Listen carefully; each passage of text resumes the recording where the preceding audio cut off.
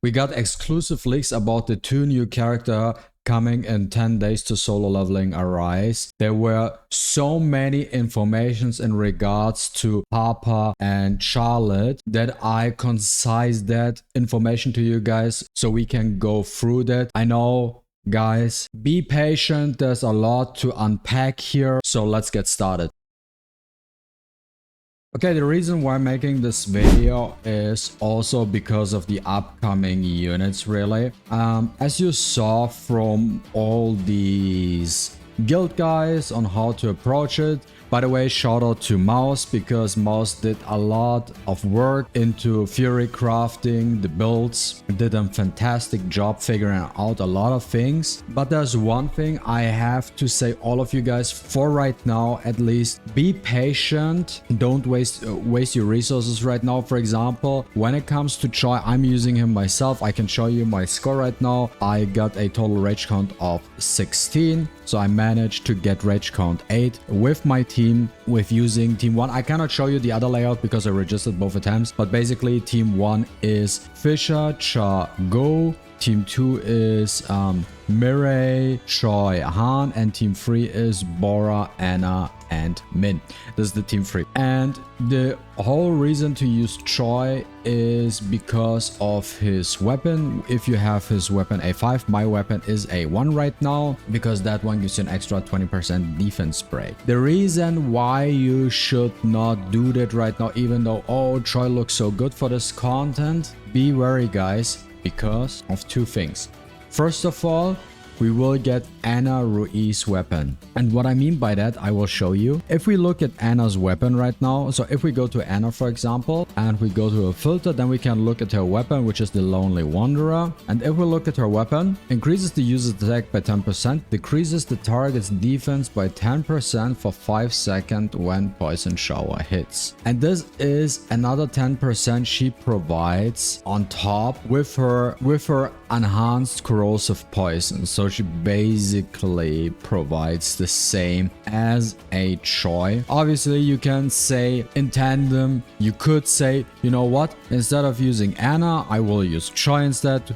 That could also work. I'm just giving you an option and an opinion why you should hold off and crafting weapons, because it is expensive with your tickets, and we are getting those 2 lollies, right? We're getting not Anna, we're getting Charlotte and Harper. Those are the 2 characters we're getting, right? And since the boss is weak to every element, what will happen, or what could happen, and what I will probably be the team to move forward, is that team 1, if we structure the teams the way they are right now, is we're using team 1 still Cha, Go, and Fisher. By the way, very good team, very concise team. I will still move forward with this team. Very good damage, especially for Cha. Then we have team 2, MaTeIRiA, we have Han, and then we have Anna. So basically Choi gets replaced by Anna on team 2. And when it comes to team 3, we're going to use both lollies and Bora, and those 3 will form Team Kindergarten. Okay, Bora, the kindergartner with the 2 kids. That will be team 3 for the guild boss. And because of that, with the 2 new dark units, there is no space to fit Choi anymore. And Anna is the more free-to-play friendly option, because you get these SR Hunter tickets very easy. And there's currently no SR weapon in the game which is worth crafting. So all of you guys should have enough tickets to easily get her weapon to A5. You could even get her weapon to A10, but let's say A5, right? But you can easily get her weapon to A5, give it to Anna, level it up, put her on team. Actually, you don't even have to level it up, but if you just want to increase the damage, then you level it up. But you put her on team 2 with Han and MaTeIRiA, which also helps her out with the MP recovery, so she can also use the ult and stuff like that. And then with team 3, we're going to use Team Kindergarten, because Bora applies her circle, and that increases the dark magic damage. And since the other 2 are dark DPS, Bora is basically enhancing the damage even further off the lolly. So Team Kindergarten is safe. We have the Fisher Go Cha team. And then it's basically a option between Choi and Anna. if you have choice weapon at A5 already, then might as well, you know what, it's fine. Then you don't have to use Anna, instead you go with Choi. But let's say you don't have Choi and you saw the video and say, oh, I really need choice weapon right now, I need to get an A5 for the score. We are still in preseason. The real season didn't start yet. It will take time till it started. I'm telling you, don't waste your resources right now necessarily on a weapon like choice, for example. Rather go for what I recommend is, for example, try to get Char's weapon to A5 or to A10. Get MaTeIRia's weapon as high as possible. Get Fisher's weapon to A5 if not. Get Go's weapon to A5. If you don't have Bora's weapon yet, go get Bora's weapon. Same with Ayahana is whatever, but those characters, try to use the tickets rather for these staple characters right now for the guild boss instead of, for example, a Choi, which could, by the drop of next patch with the release of Team Kindergarten, completely remove his usability in Guildboss. And I'm making this video right now so you do not make this decision, the wrong decision, and regret your decision to craft this weapon A5 because you feel like, oh, I used all my tickets right now, I made this weapon A5, and now with the lollies dropping, suddenly his usability went from 100% to 0%. Just letting you know. If you have his weapon A5 right now, it is what it is. Then you can interchange Anna with Choi. But I'm saying if you don't, just use Anna for Team 2 and then use Team Kindergarten as Team 3. Obviously, if you don't go for Team Kindergarten, you say, okay, I'm not going to pull them, the new characters, right? Free option, then you know what? I forgot what I said, just go with choice weapon because then it still helps you a lot. By the way, guys, I was trying a different approach for Guild Boss. You know, most of you guys, everybody's probably using a full blessing set on Jinwoo, right?